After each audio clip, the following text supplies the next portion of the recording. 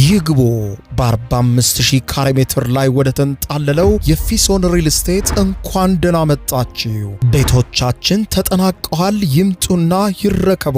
በተንጣለለው የፊሶን መንደር ታውን ሃውስ፣ ቪላና አፓርትመንት እንደ ምርጫው አቀርበናል። ዘመናዊና ቅንጡ አፓርትመንቶቻችን ከባለ 1 እስከ ባለ 3 መኝታ ተሰናድተዋል። እርሶን ይጠብቃሉ።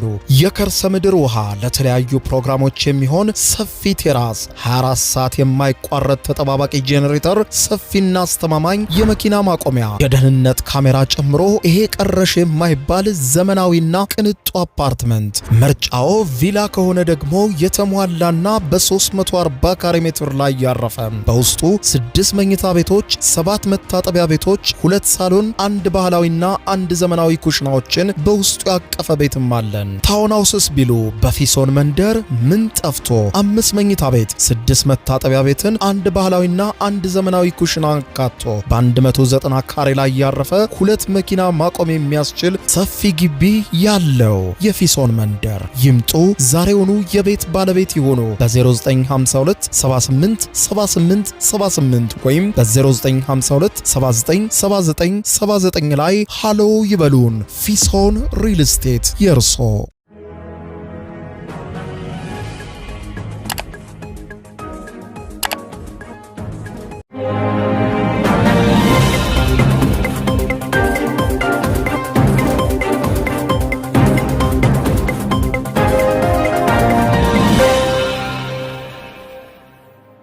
ጤና ይስጥልኝ ክቡራትና ክቡራን የዩቲዩብ ቻናል ቤተሰቦች፣ ምሽቱን ሰበር ዜናዎች ተሰምተዋል። በርከት ያሉ ሰበር መረጃዎች ዩቲዩብ ላይ ሲጫኑ ቀድሞ ለእናንተ ማስታወቂያ መልእክት ወይም ኖቲፊኬሽን እንዲደርሷችሁና የሀገርኛና ዓለም አቀፍ ሰበር መረጃዎችን በየሰዓታቱ ልዩነት እንድትከታተሉ የዩቲዩብ ቻናሌን ሰብስክራይብ በማድረግ የደወል ምልክቷን መጫን አትዘንጉ።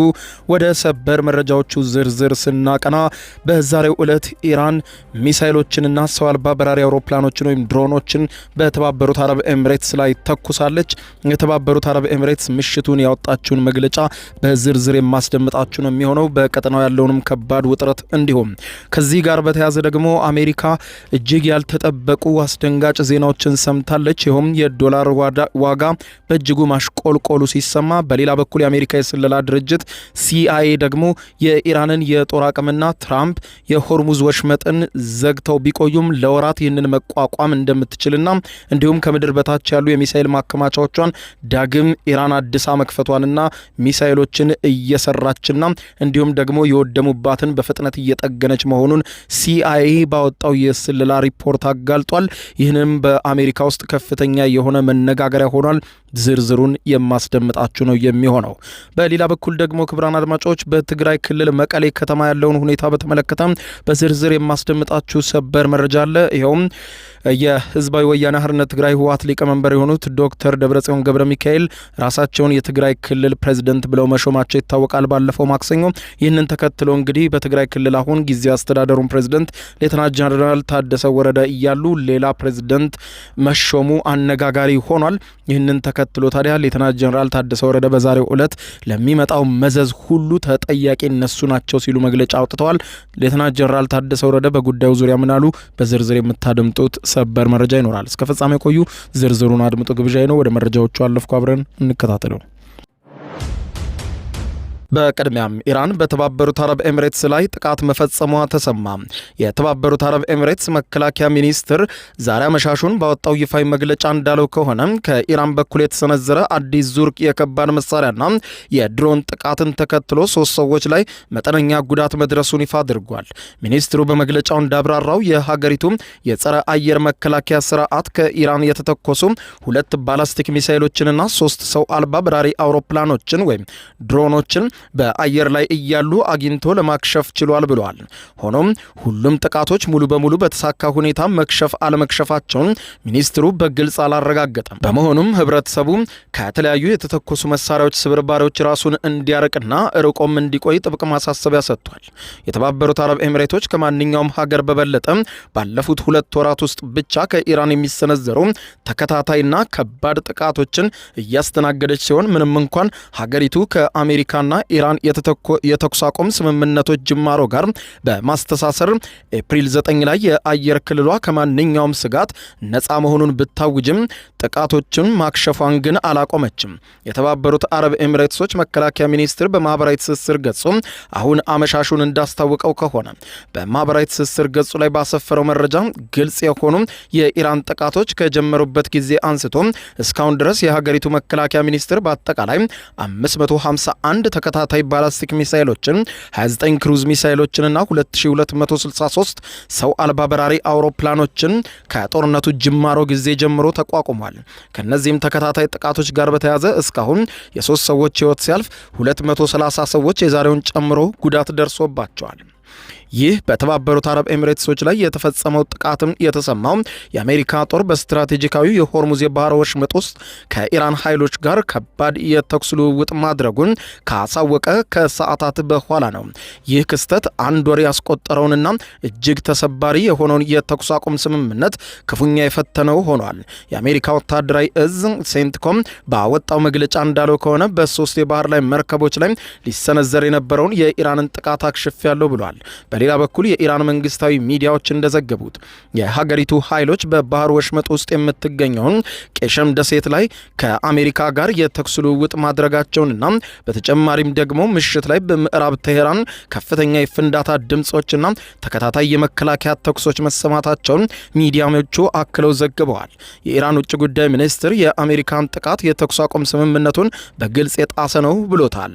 ስለዚህም በአሜሪካም ሆነ በአጋሮቿ ላይ ጠንከር ያለ እርምጃ እንደምትወስድም ኢራን በዝርዝር ባወጣችው መግለጫ ላይ አስታውቃለች።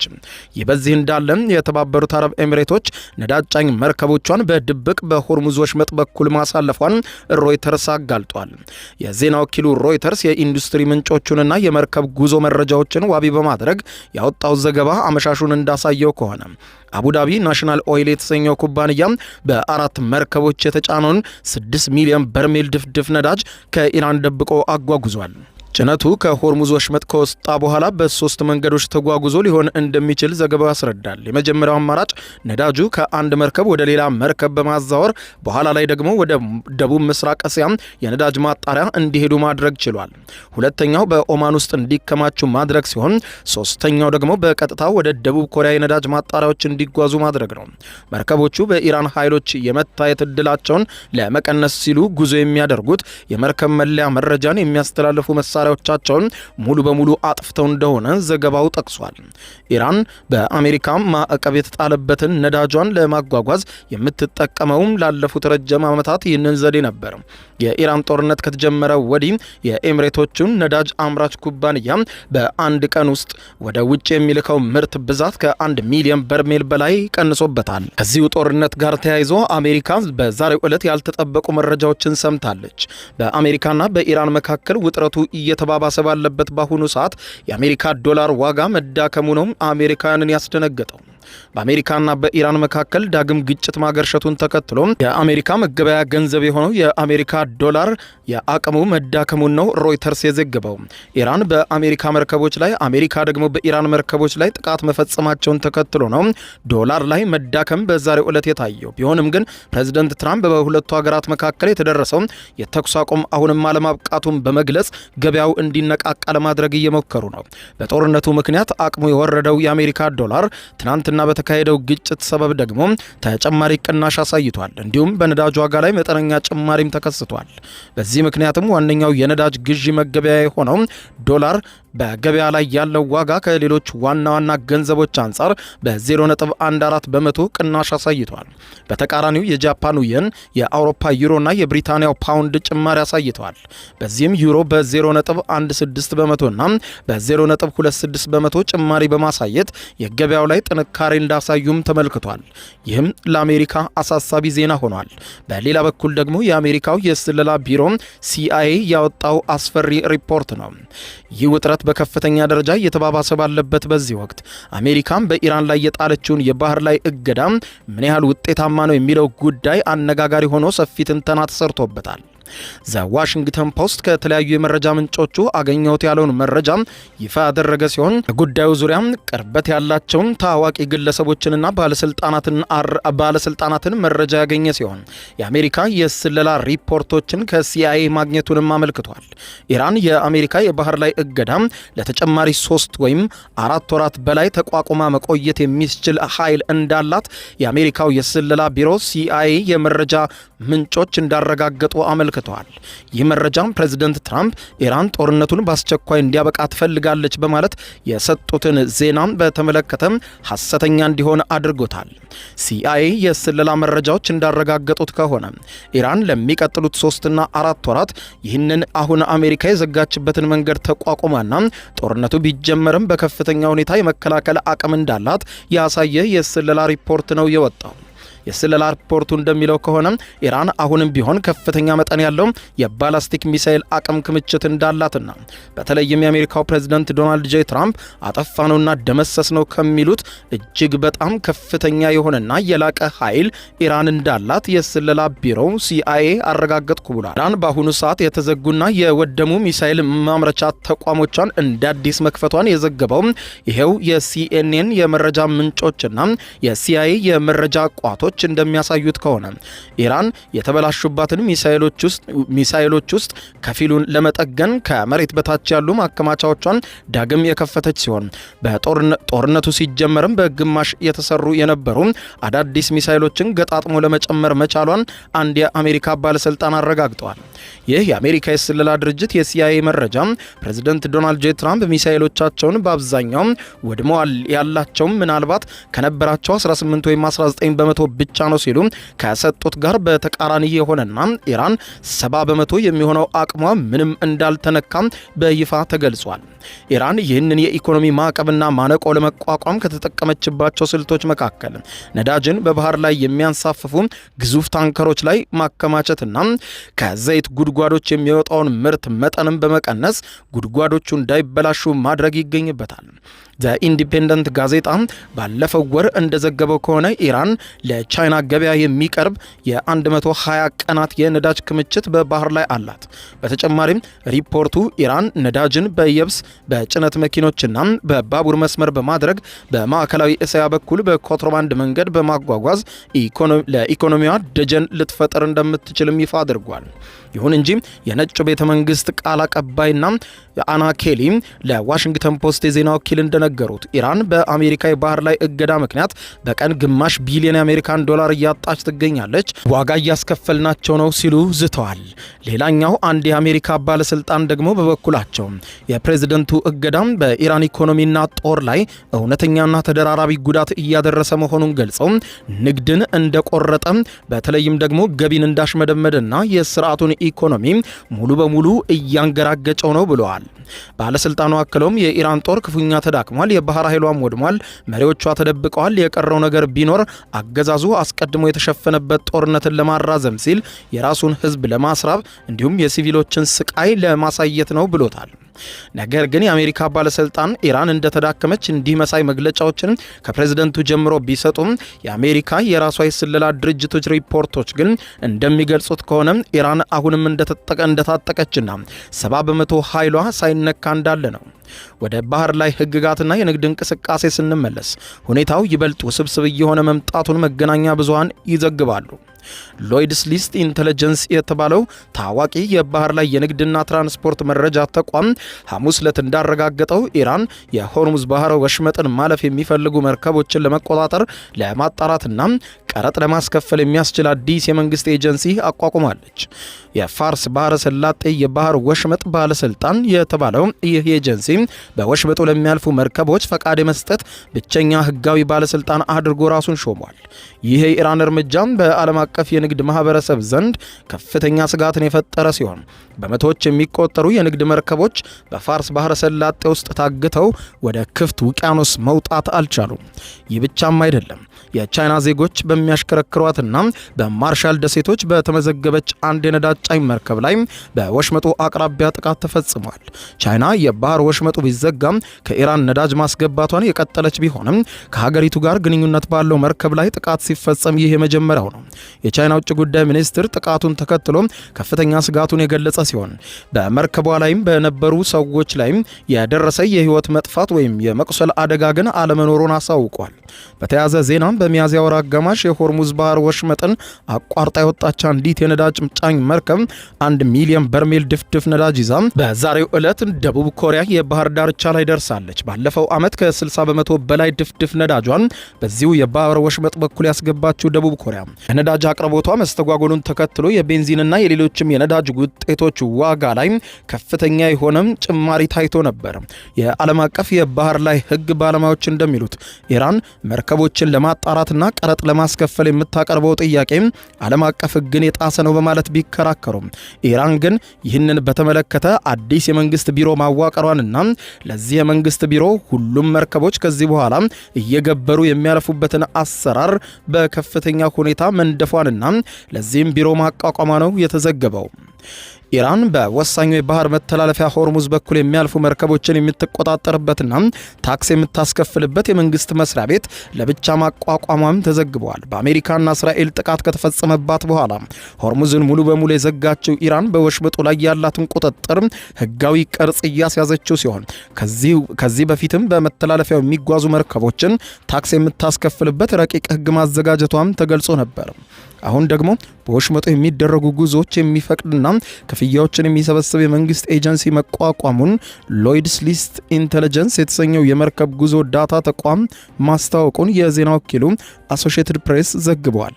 የፋርስ ባህረ ሰላጤ ወሽመጥ ባለስልጣን የሚል ስያሜ የተሰጠው ይሄው ተቆጣጣሪ መስሪያ ቤት ራሱን በወሽመጡ ለሚደረጉ ጉዞዎች ፈቃድ የመስጠት ብቸኛ ስልጣን ያለው አካል አድርጎ ማቅረቡን ኩባንያው ባሳለፍነው ሐሙስ ዕለት ባወጣው መረጃ ገልጿል። እንደ ኩባንያው ገለጻ ከሆነ የኢራን ባለስልጣናት በወሽመጡ ማለፍ በሚፈልጉ መርከቦች የሚሞላ ማመልከቻ የያዘ የኢሜል መልእክት አሰራጭቷል። ኢራን የሆርሙዝ ወሽመጥን በመዝጋቷ በባህር መስመሩ ያልፉ የነበሩ የነዳጅ፣ የጋዝ፣ የማዳበሪያና የሌሎችም የፔትሮሊየም ምርቶችን ጉዞ ተስተጓጉሏል ተብሏል። አሜሪካን በምላሹ ወደ ኢራን ወደቦች የሚደረጉ ጉዞዎችን አግዳለች። በወሽመጡ የተጣለው እገዳ የነዳጅ ዋጋ ጣሪያ እንዲነካና የዓለም ኢኮኖሚ እንዲመሰቃቀል አድርጓል። የአሶሺየትድ ፕሬስ ኤፒ ዘገባ እንደሚያሳየው ከሆነ አዲሱ የኢራን መስሪያ ቤት የሀገሪቱ መንግስት በጦርነቱ ወቅት መርከቦችን ያሳልፍና ክፍያ ይሰበስብ ለነበረበት አሰራር ህጋዊ ቅርጽ ለመስጠት ታስቦ የተደረገ እንደሆነም አመልክቷል።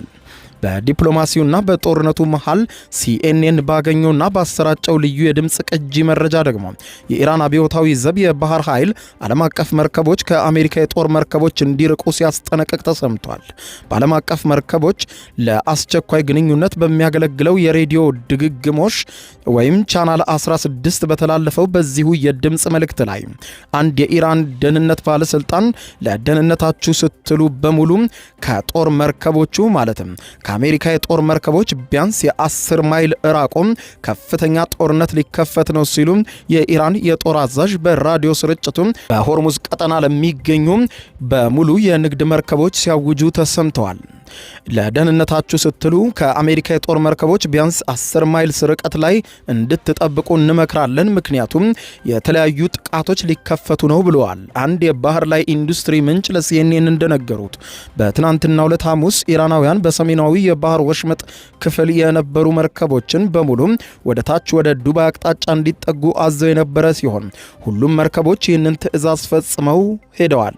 በዕለቱም በውሃ መንገዱ ላይ ከባድ የተኩስ ልውውጥ እንደነበረም ታውቋል። የዩናይትድ ኪንግደም የባህር ላይ ንግድ ስራዎች ማዕከል ባወጣው ሪፖርትም በሆርሙዝ የባህር ወሽመጥ ያለው የትራፊክ እንቅስቃሴ በከፍተኛ ደረጃ ተቀዛቅዞ ታይቷል። ባለፉት 48 ሰዓታት ውስጥም በርካታ አዳዲስ የጸጥታ መስተጓጎሎችና የጦርነት ልውውጦች ታይተዋል። ወደ ሀገር ውስጥ ዜና ስናቀና ትግራይ ክልል ዋና መዲና በሆነችው መቀሌ ራሳቸውን ፕሬዝዳንት አድርገው የሾሙት የህወሓቱ ሊቀመንበር ዶክተር ደብረጽዮን ገብረ ሚካኤልና የጊዜያዊ አስተዳደሩ ባለስልጣን ሌተናንት ጀነራል ታደሰ ወረደ ከፍተኛ ፍጥጫ ውስጥ መግባታቸው ተሰምቷል። ሌተናንት ጀነራል ታደሰ ወረደ የትግራይ ክልል ጊዜያዊ አስተዳደር ስልጣን በጉልበት እየተያዘ ነው ሲሉ በዛሬው ዕለት መግለጫ ሰጥተዋል። ባሳለፍነው ማክሰኞ ዕለት ህዝባዊ ወያኔ ሓርነት ትግራይ ህወሓትን የሚመሩት ዶክተር ደብረጽዮን ገብረ ሚካኤል ከተወሰኑ ሰዎች ጋር ተሰብስበው የትግራይ ክልል ፕሬዝዳንት ሆኛለሁ በማለት ይፋ ማድረጋቸው ይታወቃል። ትግራይ ክልል ከ6 ዓመት በፊት በተናጠል በተደረገ ምርጫ የተቋቋመው ምክር ቤት በዚህ ሳምንት ሾሞኛል ያሉት ዶክተር ደብረጽዮን ገብረ ሚካኤል በፕሪቶሪያ ከፌዴራል መንግስቱ ጋር ተደርጎ በነበረው ድርድር ላይ ይህ ምክር ቤት እንደፈረሰ ተስማምተው እንደነበር ይታወሳል። ምክር ቤቱ ወደ ስራ እንዲመለስ ያደረገው ህዝባዊ ወያኔ ሓርነት ትግራይ ህወሓት በዛሬው ዕለት ባወጣው መግለጫ የትግራይ መንግስት ካቢኔ የመጀመሪያ ስብሰባውን አካሂዷል ሲል አውጇል። ባሳለፍነው ማክሰኞ ዕለት ስብሰባው ዶክተር ደብረጽዮን ገብረ ሚካኤል ስራ አስፈጻሚ ምክር ቤት ላይ አስፈላጊውን ማስተካከያ በማድረግ ስራቸውን እንዲያከናውኑ ውሳኔ ያስተላልፋለሁ ብሏል። በጸደቀው የውሳኔ ሐሳብ መሰረትም ተሹመዋል የተባሉት ዶክተር ደብረጽዮን ገብረ ሚካኤል ይህንን የሚያደርጉትን ስራ አስፈጻሚው ምክር ቤት ላይ አስፈላጊውን ማስተካከያ በማድረግ ስራቸውን እየሰሩ እንዲቆዩ እስከ ቀጣዩ ምክር ቤት ጉባኤ ድረስ የተሾሙ መሆኑን ይገልጻል። በህዝባዊ ወያኔ ሓርነት ትግራይ ህወሓት የማህበራዊ ትስስር የፌስቡክ ገጽ ላይ የተጋሩ ምስሎች እንደሚያሳዩት በዚህ ስብሰባ ላይ የጊዜያዊ አስተዳደሩ ምክትል ፕሬዝዳንት የሆኑት አማኑኤል አሰፋን ጨምሮ በሌተናንት ጀነራል ታደሰ ወረደ ካቢኔ አባላት የሆኑ ባለስልጣናትም ተሳትፈዋል። ዶክተር ደብረጽዮን በምክር ቤቱ በፕሬዝዳንትነት ተሹመያለሁ ያሉት በፕሪቶሪያው ስምምነት መሰረት የተቋቋመው ጊዜያዊ አስተዳደርን የሚመሩት ሌተናንት ጀነራል ታደሰ ወረደ በስልጣን ላይ ባሉበት በአሁኑ ወቅት ነው።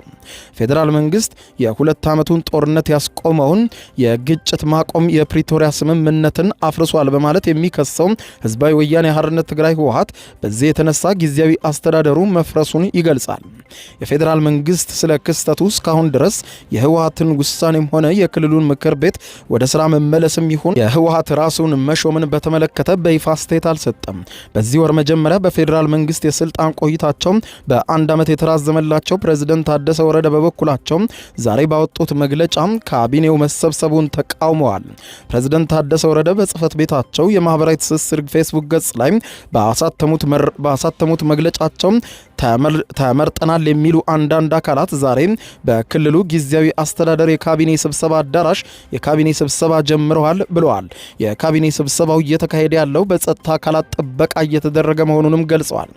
እነዚህ አካላትም በአመራርነት ራሳቸውን የመረጡ ችግሩ በውይይትና በጋራ መግባባት እንዲፈታ የቀረበውን ጥሪ ወደ ጎን በመተው እንደሆነም አንስተዋል። ይህ አይነቱ ውይይት ያስፈለገውም ይህ አይነቱ እርምጃን ተከትሎ ሊመጣ የሚችለው ጉዳትና መዘዝን ለማስቀረት ሲባል መሆኑን አስረድተዋል። የካቢኔው ስብሰባ መጀመሩ በዛሬው ቀን የቀጣይ አደገኛ መንገድ የተጀመረበት ዕለት እንደሚያደርገው በመግለጽም ማሳሰቢያ ሰጥተዋል። በዚህ ምክንያት ለሚከተለው መዘዝ በሙሉ ተጠያቂው የጊዜያዊ አስተዳደሩን ስልጣን በጉልበት እየገለበጠ ያለው ኃይል መሆኑን መግለጽ ፈልጋለሁ ያሉት ታደሰ ወረደም ሌተናንት ጀነራሉ በዚህ እርምጃ ምክንያት የሚመጣው መዘዝ ምን እንደሚሆን መልእክታቸው ላይ ከመጥቀስ ግን ተቆጥበዋል። የትግራይ ክልል ጊዜያዊ አስተዳደሩ ፕሬዝዳንት ባለፈው ሳምንት ሪዮት በተባለ የበይነ መረብ መገናኛ ብዙሃን ላይ ቃለ መጠይቅ በሰጡበት ወቅት የፌዴራል መንግስት ጣልቃ ሊገባ እንደሚችል ተናግረው ነበር። ነገር ግን ራሳቸው ፌዴራል መንግስት ይህንን እርምጃ እንዲወስድ ጥያቄ እንደማያቀርቡ ግን ገልጠዋል። ክቡራን አድማጮች ለሰዓቱ ብታደምጧቸው መልካም ናቸው ያልኳቸው አጫጭር መረጃዎች የሰማችኋቸው ነበሩ። ከሰዓታት በኋላ በሌላ መረጃ ተመልሰን እስከምንገናኝ በያለንበት የዓለም ዳር ዩቲዩብ የስኬት ሚስጥሮችን በዝርዝር የያዘው የአቤል ብርሃኑ የወይኗ ልጅ መጽሐፍ ሁለተኛ እትም በገበያ ላይ። ዩቲዩብ ለመጀመር በአጭር ጊዜ ስኬትን ለመቀዳጀት አስበዋል? ዩቲዩብ ብጀምር ስንት ብር አገኘሁም ብሎ አስበዋል? እንግዲያውስ በዩቲዩብ 2 የወርቅ 3 የብር ሽልማቶችን ያገኘው የአቤል ብርሃኑ የወይኗ ልጅ የዩቲዩብ ሚስጥሮች መጽሐፍ በዝርዝር ሁሉንም ያብራራሉታል። ዛሬውኑ ገዝተው ህልሞን እውን የሚያደርጉበትን የዩቲዩብ የስኬት መንገድ ይጀምሩ። በሀገር ቤት አከፋፋይ አዲስ አበባ ሜክሲኮ ኮሜርስ መጽሐፍት መደብር። በውጭ ሀገራት ለምትገኙ ከአማዞን ላይ ብታዙ በቀናት ውስጥ ደጁ ይደርሳል። የአማዞን ሊንኩን እዚህ ቪዲዮ ኮሜንት ላይ ያገኙታል። የዩቲዩብ ሚስጥሮች ዘመኑ ጋር ተፈላጊ መጽሐፍ።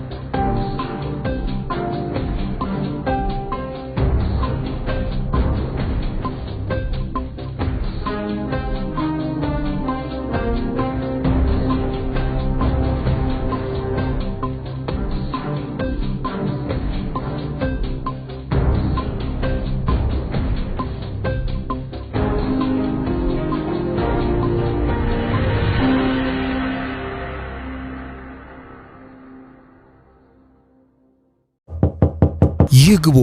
በ45000 ካሬ ሜትር ላይ ወደ ተንጣለለው የፊሶን ሪል ስቴት እንኳን ደህና መጣችሁ። ቤቶቻችን ተጠናቀዋል። ይምጡና ይረከቡ። በተንጣለለው የፊሶን መንደር ታውን ሃውስ፣ ቪላና አፓርትመንት እንደ ምርጫው አቅርበናል። ዘመናዊና ቅንጡ አፓርትመንቶቻችን ከባለ 1 እስከ ባለ 3 መኝታ ተሰናድተዋል። እርሶን ይጠብቃሉ። የከርሰ ምድር ውሃ፣ ለተለያዩ ፕሮግራሞች የሚሆን ሰፊ ቴራስ፣ 24 ሰዓት የማይቋረጥ ተጠባባቂ ጄኔሬተር፣ ሰፊና አስተማማኝ የመኪና ማቆሚያ፣ የደህንነት ካሜራ ጨምሮ ይሄ ቀረሽ የማይባል ዘመናዊና ቅንጡ አፓርትመንት። ምርጫው ቪላ ከሆነ ደግሞ የተሟላና በ340 ካሬ ሜትር ላይ ያረፈ በውስጡ 6 መኝታ ቤቶች፣ 7 መታጠቢያ ቤቶች፣ 2 ሳሎን፣ 1 ባህላዊና 1 ዘመናዊ ኩሽናዎችን በውስጡ ያቀፈ ቤትም አለን። ታውን ሃውስስ ቢሉ በፊሶን መንደር ምን ጠፍቶ 5 መኝታ ቤት፣ 6 መታጠቢያ ቤትን፣ 1 ባህላዊና 1 ዘመናዊ ኩሽና አካቶ በ190 ካሬ ላይ ያረፈ 2 መኪና ማቆም የሚያስችል ሰፊ ግቢ ያለው የፊሶን መንደር። ይምጡ፣ ዛሬውኑ የቤት ባለቤት ይሆኑ። በ0952 78 78 78 ወይም በ0952 79 79 79 ላይ ሃሎ ይበሉን። ፊሶን ሪል ስቴት የእርሶ